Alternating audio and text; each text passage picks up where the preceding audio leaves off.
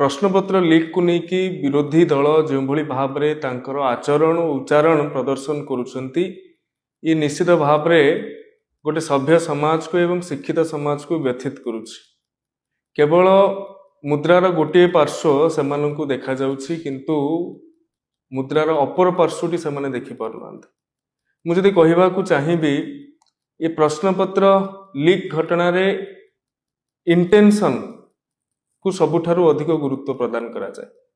भारत वर्ष रे भाजपा शासनाधीन हेबा परठारु एवं ओडिशा रे मध्य भाजपा शासनाधीन हेबा परठारु प्रश्नपत्र रे केउ भली भाव रे स्वच्छता अणा जाई पारिबो सेतिपई सर्वाधिक ध्यान आम माने दैछंती।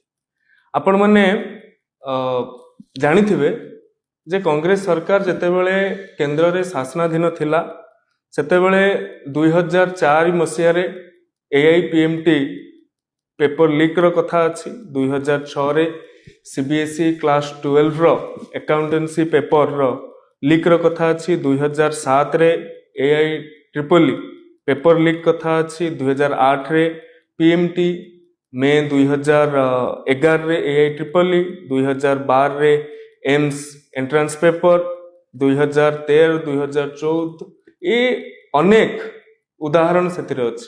किंतु इंटेंशन से समय रे सरकार रो कौन थिला लोक माने संदिहान रे थिले।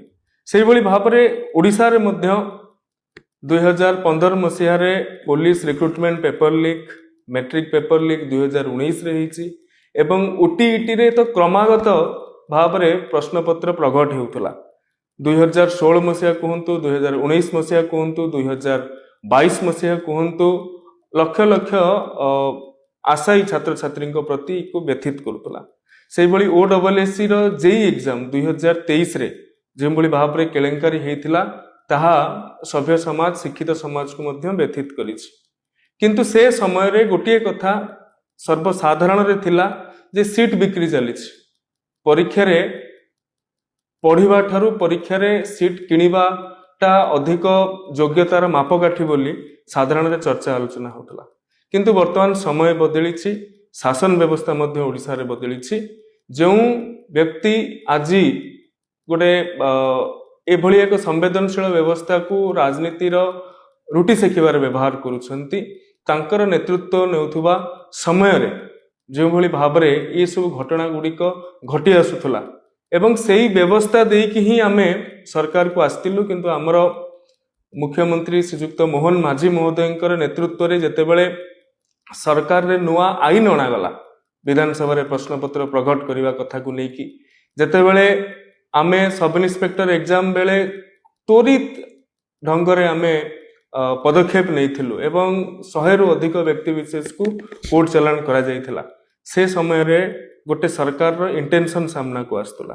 किंतु वर्तमान असह्य काईकि होउछि प्रधानमंत्री ऊपर को केंद्र शिक्षा मंत्री जो कार्यधारा इतिमध्य रही हायर एजुकेशन इंस्टीट्यूशन भारत वर्ष रे पाखापाखि 2014 रु 2024 भितर 25% बढ़ी। ग्रॉस एनरोलमेंट रेशियो जेतेबेले एनडीए सरकार को आसिला सेतेबेले 23% थिला, वर्तमान 30% रे आसिक पहुंचलानी।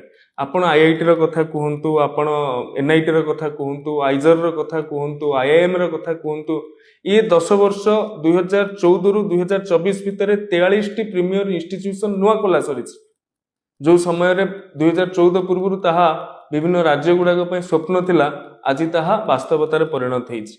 तेणु किछि राजनैतिक दल वर्तमान छात्र आंदोलन को जो भाव में भ्रमित करुछंती एवं केंद्र शिक्षा मंत्री जो प्रयास रही जातीय शिक्षा नीति को लागू करिबारे पीएम श्री रो कथा कहंतु, पीएम उषा रो कथा कहंतु, निपुण भारत मिशन रो कथा कहंतु, ये सब को लागू करैला परे गोटे उपनिवेशवादी मानसिकता रे जो भाव में भारतीय शिक्षा व्यवस्था जर्जरित होउतिला सेथुरु मुक्ति मिलिछि।